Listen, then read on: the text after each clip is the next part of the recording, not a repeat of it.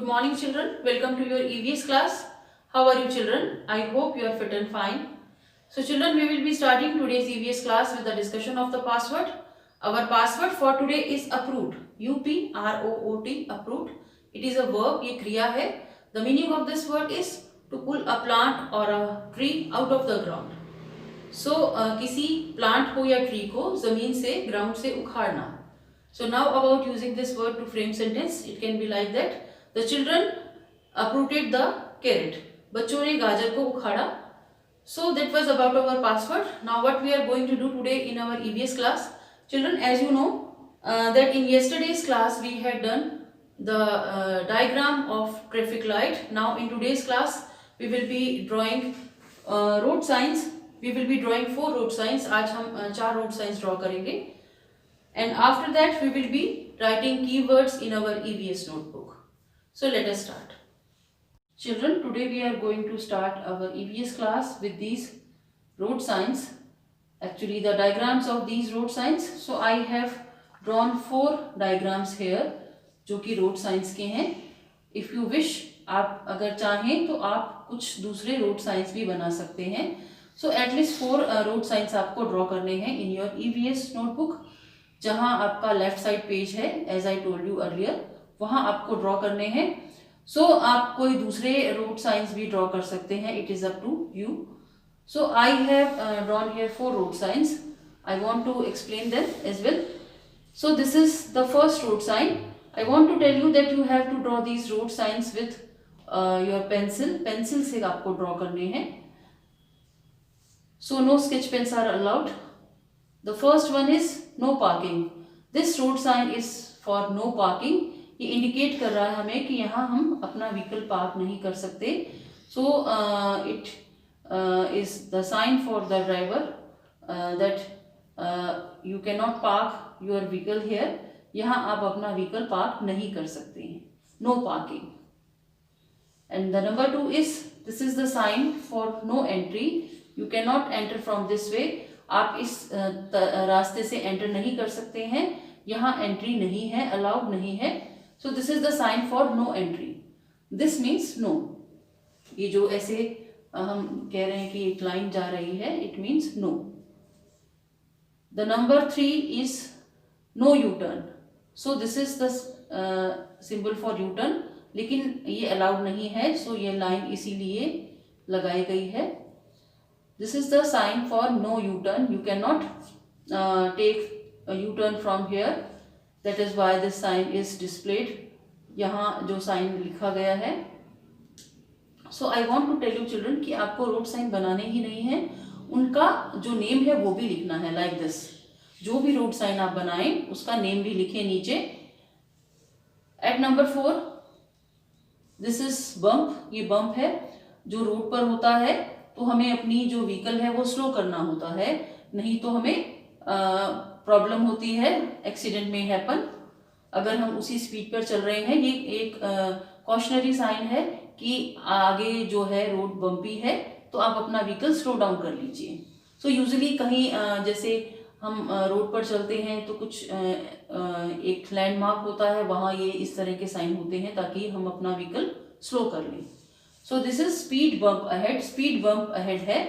Ahead means आगे. Speed bump मतलब speed को आप धीरे कर लीजिए, तो speed bump है यहाँ पर आगे है. So these are the 4 road signs that I have drawn. I want to remind you again कि आप अपने choice से भी कुछ और दूसरे road signs आप draw कर सकते हैं. Children, after the road signs that we have drawn on our EVS notebook, we are going to write keywords of chapter number 15, safety habits. So where do you write the keywords? जो right side page है वहाँ पर आप new page से start करते हैं keywords लिखना. First of all, write all the details like chapter 15, safety habits. This is the name of the chapter. Classwork. Today's date, that is 2nd December 2020. And keywords. This is the heading of today's notebook work. Keyword हमें लिखने हैं. सो जो root science हैं और जो in yesterday's class we had drawn traffic light वो आपको left side के पेजेस पर लिखने हैं, और जो कीवर्ड्स हैं वो आपको राइट साइड पर जहाँ लाइन्स हैं वहाँ से स्टार्ट करने हैं। So the first keyword is careful, CARE care, FUL ful, careful, careful मतलब सावधान। सो चौकन्ना रहना, सावधान रहना। So when we are careful accidents do not happen, हम जब केयरफुल होते हैं, अलर्ट होते हैं तो एक्सीडेंट्स नहीं होते हैं। CARE care, FUL ful, careful मतलब सावधान। At number 2 footpath, FOOT foot, PATH path, footpath as it is indicating clearly कि ऐसा रास्ता जिस पर हम पैदल चल सकें। सो पैदल चलने का रास्ता, ऐसे रास्ते पर जिस पर हम अपने फुट से चल सके, मीन्स पैदल चल सकें। सो एक रास्ता होता है फुटपाथ जिसे कहते हैं, रोड के साइड में होता है, बट कई जगह फुटपाथ नहीं होता है, तो आपको as we have discussed earlier कि आपको लेफ्ट साइड में चलना है, रोड के बिल्कुल साइड में, रोड के मिडिल में नहीं वॉक करना है। सो दिस इज फुटपाथ, पैदल चलने का रास्ता, FOOT foot, PATH path. At number 3 zebra crossing, ZEBRA zebra, CROSSING crossing. So zebra crossing क्या होता है, ये जो रोड क्रॉसिंग्स होती हैं वहाँ पर एक पाथ होता है, थोड़ा ब्रॉड होता है, और वहाँ पर ब्लैक एंड वाइट स्ट्राइप्स होती हैं। सो वो रास्ता है जब ट्रैफिक लाइट रेड हो तब, उसके बाद जब ग्रीन हो पेडेस्ट्रियन लाइट, तब हम जेब्रा क्रॉसिंग पर रोड क्रॉस कर सकते हैं। So as the name is suggesting, जो जेब्रा होता है एनिमल, जो वाइल्ड एनिमल है जेब्रा, उसके ब्लैक एंड वाइट स्ट्राइप्स होती हैं, तो शायद उसी के नाम पर ये रखा गया है zebra crossing. ZEBRA zebra, CROSSING crossing. At number 4 QUE, queue क्या होता है, कतार, पंक्ति जिसे हम कह सकते हैं, लाइन में खड़ा होना हम यूजुअली ऐसा बोलते हैं। सो कतार में खड़ा होना, पंक्ति में खड़ा होना। आपको जैसे हमने डिस्कस किया है, you should stand in a Q while waiting for the bus, कि आपको जब आप बस की वेट कर रहे हैं अपने स्टैंड पर, तो आपको क्यू में खड़ा होना चाहिए, और क्यू में ही आप बस में चढ़ेंगे और उसी तरह से आप उतरेंगे। सो स्कूल में भी हम नॉर्मली हम प्लेग्राउंड जाते हैं चिल्ड्रन, हम लाइब्रेरी जाते हैं, हम म्यूजिक क्लास जाते हैं, डांस क्लास जाते हैं, तो आपको याद होगा, डू यू रिमेम्बर कि हम आपको बोलते हैं कि आप लाइन में चलिए, क्यू में चलिए। So that is queue, QUEUE queue. At number 5 scissors, SCISSORS scissors. So ये सिंगुलर फॉर्म में भी हम सीजर्स ही बोलते हैं, ये S इसकी स्पेलिंग में ही इंक्लूड है। सीजर्स क्या होता है, कैंची होती है। So I told you that and your parents also tell you, don't play with sharp objects like blade, scissors, knifes, उनके साथ आपको नहीं खेलना है, क्योंकि वो आपकी स्किन को काट सकते हैं, कट लग सकता है आपको। सो सीजर, जब आप कुछ क्राफ्ट वर्क कर रहे होते हैं तो वो एक डिफरेंट सीजर होती है चिल्ड्रन, आपको याद होगा, और वो इतनी शार्प नहीं होती, उससे पेपर कट हो सकता है। सो आपको अगर कुछ कटिंग करनी है क्राफ्ट के लिए या कुछ और कुछ प्रोजेक्ट के लिए, तो आप वो सीजर यूज करिए। आप किचन में से या कहीं दूसरी ड्रॉर में से जहाँ क्लोथ सीजर होती है वो मत लाइए, क्योंकि वो आपकी स्किन को काट सकती है। So SCISSORS scissors. At number 6 stairs. Stairs क्या है, STAIRS स्टेयर्स मतलब सीढ़ियाँ। So you should not run down the stairs, आपको ना तो भागकर चढ़ना है सीढ़ियों पर, ना ही उतरना है, क्योंकि इस भागा दौड़ी में आप गिर सकते हैं और आपको बहुत चोट लग सकती है। सो स्टेयर्स क्या होती है, सीढ़ियाँ।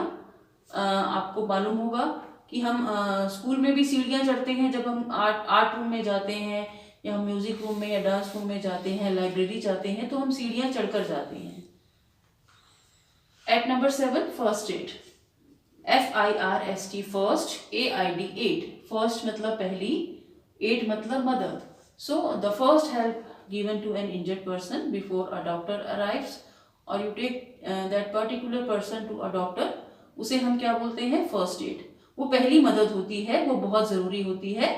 मान लो कहीं चोट लग जाती है किसी को भी, घर में या रोड पर, तो वो फर्स्ट हेल्प बहुत ज़रूरी होती है। डॉक्टर के आने में या आप डॉक्टर के पास जाएं उसमें थोड़ा टाइम लगता है, तो वो फर्स्ट हेल्प बहुत ज़्यादा बेनिफिशियल होती है और कई मौक़ों पर तो वो किसी पर्सन की लाइफ भी सेव कर देती है। So this first aid is very important. And do you remember children, the essentials for first aid are kept in the first aid box. So first aid box में वो चीज़ें रखी जाती हैं। घरों में यूजुअली फर्स्ट एड बॉक्स होता है, वो उसमें मेडिसिन्स होती हैं, कुछ पेन किलर्स होती हैं, उसमें कुछ ऑइंटमेंट्स होती हैं, जब चोट लग जाए डिटॉल होता है, सेवलॉन होता है, कॉटन गॉज होता है, बैंडेड होती है। सो इसी तरह की चीज़ें होती हैं। थर्मोमीटर हो सकता है कि वो उस बॉक्स में रखी जाती हैं ताकि ज़रूरत पड़ने पर उसे इधर उधर ढूंढना ना पड़े, वो एक ही जगह अरेंज रखी जाती हैं ताकि वो फटाफट से मिल जाए। Next at number 8 sharp, SHARP, sharp. Sharp means नुकीली, ये एडजेक्टिव है। जैसे हम बोल सकते हैं sharp edges of the table, sharp, इस तरह से हम कह सकते हैं। ये एडजेक्टिव है। एडजेक्टिव क्या होता है, डू यू रिमेंबर, जो नाउन को डिस्क्राइब करता है। सो ये किसी भी नाउन को डिस्क्राइब करने के लिए हो सकता है। शार्प एजेस हो सकते हैं, हम यूजुअली बोलते हैं शार्प माइंड, इस तरह से भी बोलते हैं। यहाँ ये शार्प इसलिए है, you should not touch sharp things like blades, knife, scissors. आपको वो टच नहीं करनी है, उनसे खेलना नहीं है, वो आपको लग सकता है। So SHARP, sharp. At number 9 BLADES, blades. So blades घरों में यूजुअली होते हैं, वो शेविंग में काम आते हैं। आपको वो कहीं से मिल जाए, आप कुछ चीज़ सर्च कर रहे हैं तो उसे किसी बड़े मेंबर को हैंड ओवर कर दीजिए, या आपको नाइफ मिले या आप किचन में जाएं तो उससे खेलने की कोशिश मत करें, ना ही सीजर से। सो जो किचन में सीजर्स होती है और जो क्लोथ सीजर होती है वो बहुत शार्प होती है। सो ब्लेड्स भी बहुत शार्प होते हैं, वो आपकी स्किन को काट सकते हैं और बहुत कट लग सकता है। सो आपको ब्लेड से खेलना नहीं चाहिए, वो आपके किसी भी यूज के नहीं है। At number 10 rough, ROUGH, rough. Rough क्या होता है, जिसका सरफेस थोड़ा सा प्लेन नहीं होता, खुरदरा होता है। सो हम यूजुअली बोलते हैं रफ कॉपी में करिए, तो उसका मतलब वो होता है कि जो आपकी फेयर कॉपी नहीं है। एक रफ कॉपी होती है जिसमें आप डिफरेंट तरीके से आप लिखते हैं, बहुत ज़्यादा उस पर हैंड राइटिंग पर फोकस नहीं करते, या कुछ आपको रफ वर्क करना हो कि आपको कुछ चीज़ें ट्राई करनी हो तो आप उस पर्टिकुलर नोटबुक पर ट्राई कर लेते हैं। सो वो भी रफ कॉपी होती है। यहाँ we are discussing about rough games. हम रफ गेम्स की बात कर रहे हैं। You should play fair games, आपको फेयर गेम्स खेलनी है, ऐसी गेम्स जिसमें खेलते समय किसी को चोट लग जाए, या फिर आप इस तरह के गेम्स खेल रहे हैं, जैसे आप मान लो क्रैकर से खेल रहे हैं या कुछ ऐसी गेम्स खेल रहे हैं जो वॉयलेंट होती हैं, वो गेम्स आपको नहीं खेलनी है। सो और खेलते समय भी ध्यान रखना है कि आप किस जगह पर खेल रहे हैं। सो you should not play rough games, ऐसी गेम्स जिससे किसी को नुकसान हो, आपको हो, ऐसी गेम्स हमें नहीं खेलनी है। We should play fair games. Fair games क्या होती हैं, जो रूल के अकॉर्डिंग होती हैं, और वो ऐसी गेम्स जिसे खेलने में कोई परेशानी ना हो किसी को और आपका गेम भी हो जाए। So you should play fair games, not rough games. Children, that's all for our EVS class today. We will be meeting in our next EVS class with the question answer of this chapter, chapter number 15, safety habits, as well as with the revision of the upcoming test. जो आपका upcoming test है उसकी revision भी हम करेंगे in tomorrow's class. So bye bye children, take care.